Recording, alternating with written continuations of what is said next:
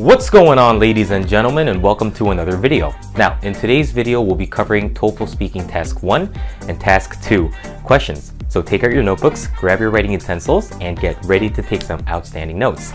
My wife is laughing behind the camera, so please bear with my smirks and grins. Anyways, that's the Task 1 question we'll be covering today, so let's take a look at it together. Task 1.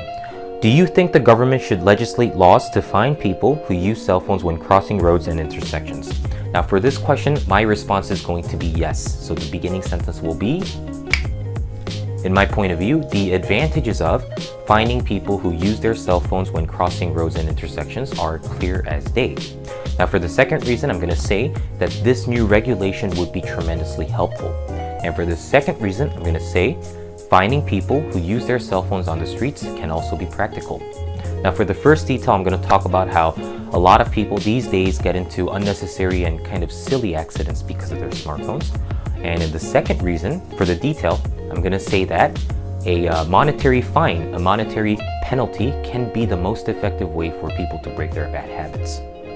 All right, now, since we know what I'm going to basically say for this sample response, let's listen to how I put it together. In my point of view, the advantages of fining people who use their cell phones when crossing roads and intersections are clear as day. First of all, thanks to the experiences I've had, I realized that this new regulation would be tremendously helpful. I believe this to be true mainly due to the fact that a lot of people these days, pedestrians especially, get into many avoidable accidents because of their smartphones. On top of this, fining people who use their cell phones on the streets can also be really practical. In my perspective, this remains true to me since a monetary penalty can be the most effective way for people to break their bad habits and uphold safety among drivers and pedestrians. Alright, so that was my sample response. I know that it's a mouthful because I decided to use two details that were quite lengthy. Please go back to the beginning of the sample response and try to lip sync along, and don't forget that our mission is to say everything up until the second detail within 45 seconds. In other words, the ending statement, if you don't have time, is not necessary, okay? All right, now let's move over to task 2. Let's take a look together. Some universities expect students to choose a major field of study when they enter the school, while other universities wait until the second or the third year before students have to decide their major field of study.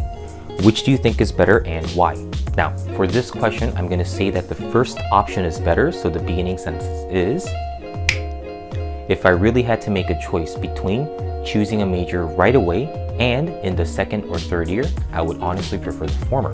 Now, in the first reason, I'm going to say that pursuing a major immediately can be very beneficial. Now, for the second reason, I'm going to say choosing a major down the road can be detrimental. So beneficial, detrimental, they work.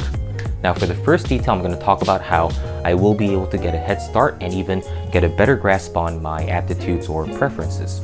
Now for the second detail, I'm going to talk about how a lot of college students have to unfortunately delay their graduation since they have to retake many major courses. All right, so let's see how I put that together in my sample response. If I really had to make a choice between choosing a major right away and in the second or third year, I would honestly prefer the former. To begin with, the first thing that came to my mind as I read this question is that pursuing a major immediately can be very beneficial. This is mainly due to the fact that doing so would enable me to get a head start and even get a better grasp on my aptitudes and proclivity. In addition, another reason that supports my opinion is that choosing a major down the road can end up being detrimental. This notion makes perfect sense to me since many students who determine their concentration later on have to retake many major courses and even delay their graduation, which is something I want to avoid at all costs. All right, so guys, for today's sample responses, I am deliberately using very extensive and therefore quite risky details because they're kind of long. However, your mindset has to be very clear.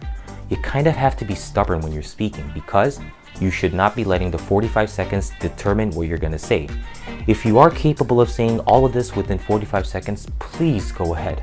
However, if you feel like you're not going to be able to fit all of these words within 45 seconds, then don't do so. I would hate to be suppressing your potential. I would hate to be the person who kind of prevents you from maximizing your abilities, but we also have to be realistic at the same time. You're only given 15 seconds to prepare, to speak for 45 seconds. That's a ratio of 1 to 3. Are you going to be able to come up with a ton of information within 15 seconds? Probably not. This is exactly why you need to review and study the questions that you have already solved, or find the proper individual to give you the details to study for the various and countless independent speaking questions that do exist in the world. All right? That just about wraps up today's video. If you guys enjoyed the sample responses, leave a like, subscribe to the channel if you still have not done so. Share the content with your close friends and family members if they need the extra assistance. But most importantly, if you are a self-disciplined and dedicated person, reach out to me about my tutoring services.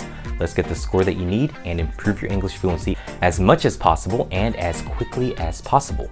By the way, there are some exciting changes to the TOEFL coming in August. So guys, my next video is going to be covering those small changes. But overall, I'm very excited because I feel that the exam is going to be changing for the better. Peace.